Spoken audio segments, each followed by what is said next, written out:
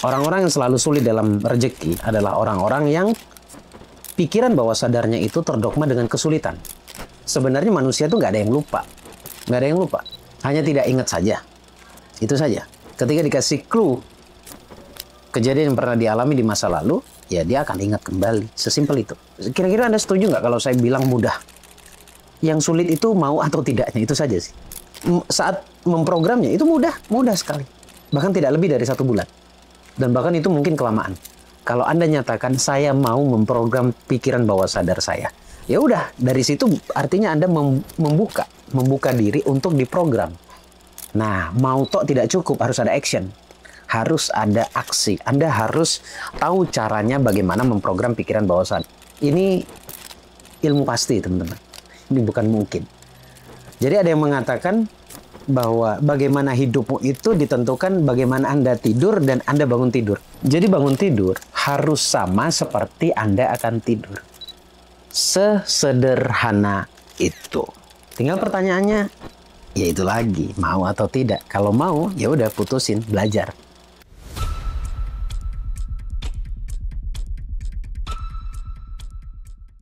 Assalamualaikum warahmatullahi wabarakatuh. Jumpa lagi bersama Mas Bagus di sini ya. Nggak penting kayaknya saya harus ganti nama di YouTube ya. Tapi tujuannya adalah biar sama-sama makin akrab saja itu. Nah, kali ini saya akan bahas, ini kalau nggak salah 2 tahun yang lalu pernah saya bahas. Dan kalau saya lihat beberapa konten yang saya tonton, itu membahas tentang ini. Apa itu? Sambil tidur pun uang bisa datang. Tapi bentar, saya jelasin dulu. Jangan terlalu langsung, wah bohong ini. Sebentar, saya jelasin dulu. Untuk bisa sambil tidur uang pun datang, ada beberapa yang harus dibangun. Nah, kalau dibangun berarti tidak instan. Ada perlu waktu berproses berarti ya. Tapi saya akan berikan beberapa kiat-kiat yang harus Anda lakukan yang pasti akan otomatis itu akan tercipta dalam hidup Anda. Contohnya begini. Orang tidur uang pun datang itu benar apa enggak? Benar aja. Dan mungkin Anda pernah merasakannya, cuma Anda nggak ngeh aja ya. Anda sedang tidur, banyak yang nelpon untuk berbicara bisnis. Itu salah satunya. Ada juga Anda sedang tidur, orderan bisnis Anda terus masuk. Barang jualan Anda terus jalan. Nah, itu yang saya maksud, sambil tidur pun uang datang. Karena sebenarnya bawah sadar itu nggak ada tidurnya. Ini yang perlu digaris bawah itu. Bawah sadar itu tidak ada tidurnya. Nggak ada tidurnya dia. Gitu ya. Dia selalu aktif. Dia selalu aktif. Kalau pikiran sadar, ya ada breaknya. Ada diemnya dia. Diemnya kapan? Ketika pikiran bawah sadar aktif. Oke? Nah, apa saja yang harus dilakukan untuk bisa mengaktifkan magnet? Sekalipun dalam keadaan tidur, magnet itu tetap bekerja. Yang pertama, rubah pola pikirmu tentang uang. Ini sudut pandang terhadap uang atau penilaian terhadap uang. Coba perhatikan baik-baik. Yang paling tahu tentang penilaian Anda terhadap uang itu diri Anda sendiri. Caranya bagaimana Anda bisa mengetahui penilaian Anda itu tidak tepat terhadap uang? Caranya sederhana. Masih ada nggak sebuah dogma dalam pikiran Anda bahwa uang itu cenderung membuat bertikai satu sama lain? Saya minta Anda untuk tidak menjawabnya sekarang, karena ini perlu renungan. Ada nggak di bawah sadar Anda, atau di hati Anda, di jiwa Anda, di prinsip Anda lebih tepatnya, bahwa uang nggak dibawa mati? Uang menghalangi Anda untuk masuk surga, misal begitu ya. Uang adalah alat yang bisa membuat kita murtad dan lain sebagainya. Sekali lagi tidak untuk dijawab sekarang. Karena ini akan melahirkan sebuah penilaian. Jadi tolong direnungin dulu pendapat dari saya. Atau kata-kata hati Anda tulis tadi, Anda cek. Nah, nanti di situ Anda akan merasakan sesuatu. Ini sebenarnya berhubungan dengan dogma masa lalu. Ya, dogma dari orang tua atau lingkungan atau circle itu sendiri. Itu yang pertama. Kemudian yang kedua, rubah cara berpikirmu tentang bagaimana mendapatkan rezeki. Maksudnya apa? Banyak orang di luar sana, atau jangan-jangan Anda nanti yang saat ini nonton, bahwa rezeki itu hanya bisa didapat kalau kita kerja keras.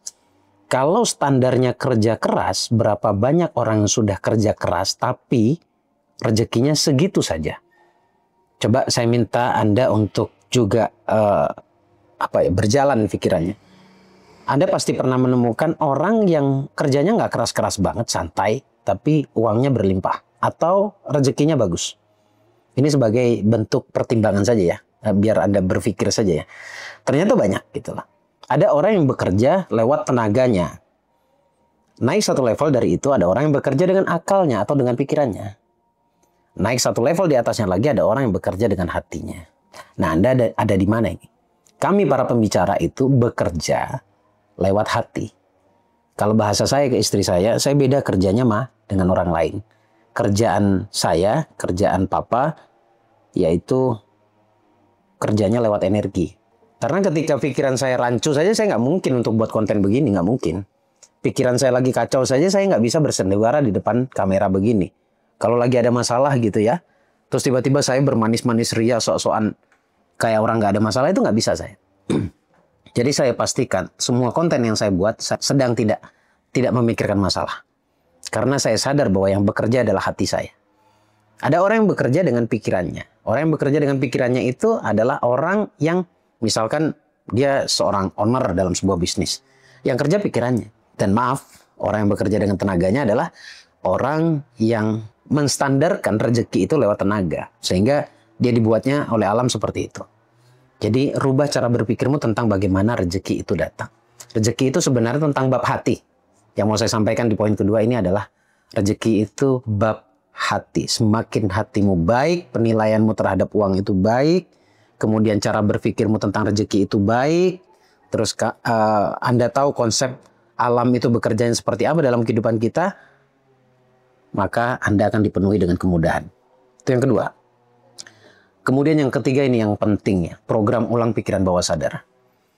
Kalau saya saya analogikan atau mungkin saya tebak lah ya. Orang-orang yang selalu sulit dalam rezeki adalah orang-orang yang pikiran bawah sadarnya itu terdogma dengan kesulitan. Jadi kalau pikiran bawah sadarnya itu terdogma bahwa hidup itu sulit lah, intinya begitu. Ya, Anda hanya akan menemukan kesulitan saja dalam hidup Anda. Dan semua program di masa lalu yang sifatnya informasi ya, informasi atau data, sering saya menyebutnya dengan istilah data. Data di masa lalu itu terus tersimpan loh di hati. Jadi sebuah belief atau sebuah keyakinan itu tersimpan di pikiran bawah sadar. Pikiran bawah sadar itu apa sih? Biar nggak ribet Anda mikirnya, pikiran bawah sadar itu hati. Karena kalau saya lihat dari fungsinya itu sama. Pikiran bawah sadar itu kan menyimpan semua memori. Sementara hati juga begitu.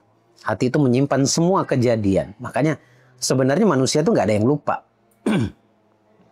Nggak ada yang lupa. Hanya tidak ingat saja. Itu saja.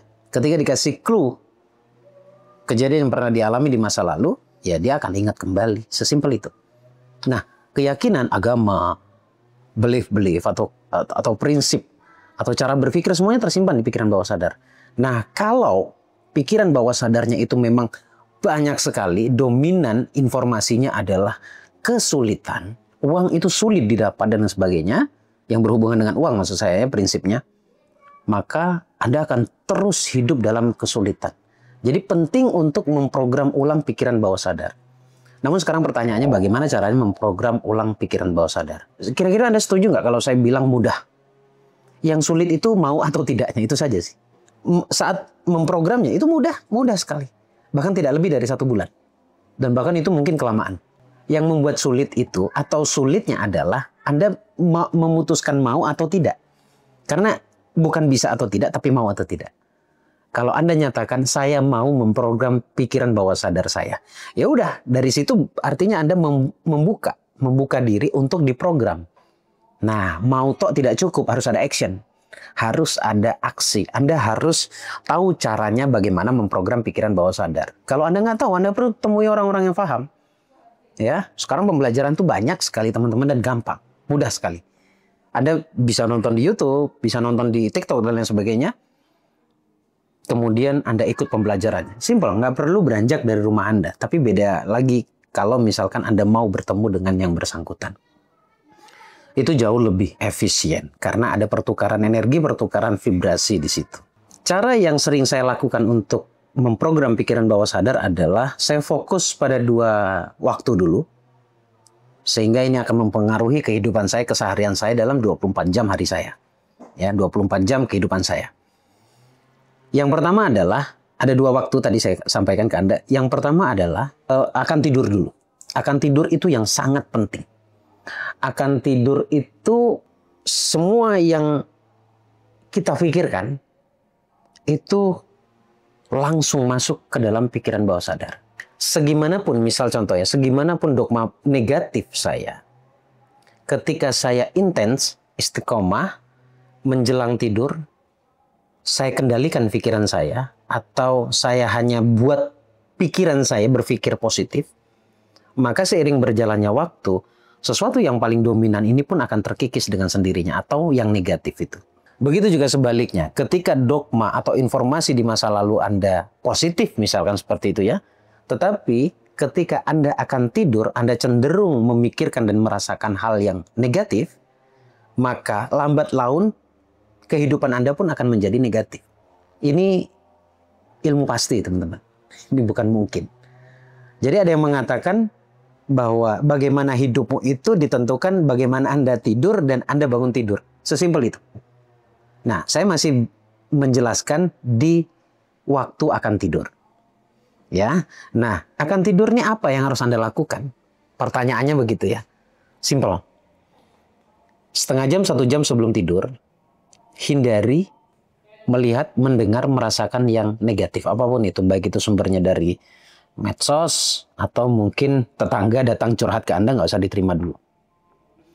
Atau mungkin suami istri sedang membicarakan hal yang negatif, atau baik itu sengaja ataupun tidak sengaja ya, itu akan mempengaruhi bagaimana kualitas tidurnya. Jadi orang akan tidur itu, kalau mereka paham sih sebenarnya, atau saya beritahu ke Anda, semua orang yang paham bab ini, mereka akan menjaga banget kualitas apa yang mereka pikirkan dan rasakan saat akan tidur. Ingat ya, hati-hati dengan apa yang Anda lihat, Anda dengar, Anda rasa. Itu akan tidur. Kemudian, bangun tidurnya. Bangun tidur itu, kenapa agama juga mengajarkan bangun tidur itu harusnya bagaimana gitu ya. Itu sebenarnya bukan untuk kepentingan agama, tetapi untuk kepentingan manusianya. Jadi bangun tidur harus sama seperti Anda akan tidur. Bangun tidur mungkin lebih tepatnya isi dengan sesuatu yang positif. Kalau dalam agama kan diajarkan untuk selalu bersyukur ya. Bersyukur. Ya dari bangun tidur kan sudah diajarkan. Doa bangun tidur saja mengarah kepada syukur di situ. Nah, itu yang sangat-sangat penting. Akan tidur dan bangun tidur. Mulai dari 2 waktu itu. Sebelum saya bahas yang lainnya, bab magnet uang dan lain sebagainya. Kalau 3 ini Anda perhatikan baik-baik, kemudian Anda rubah dalam hidup Anda. Pertama adalah rubah pola pikirmu terhadap uang, penilaian Anda terhadap uang. Kemudian rubah sudut pandangmu tentang rezeki itu sendiri, bagaimana rezeki itu datang. Tidak menstandarkan rezeki datang itu karena kerjaan saja, atau karena kerja keras saja. Yang tadi saya jelaskan bahwa ada 3 level cara orang bekerja. Kemudian yang terakhir adalah program ulang pikiran bawah sadar di saat akan tidur dan bangun tidur.